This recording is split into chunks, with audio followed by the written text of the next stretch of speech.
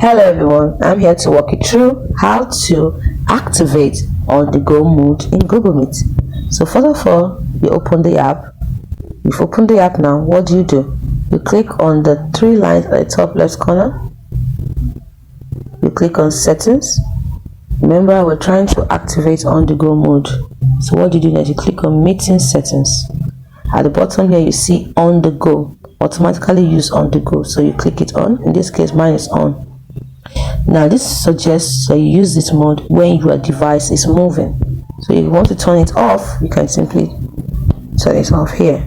So that is how to turn on and off on the go mode, which means to automatically activate it. So I'll turn it on again. Now, if you found this video helpful, don't forget to like and subscribe to this channel for more helpful tips like this. Till next time, bye bye.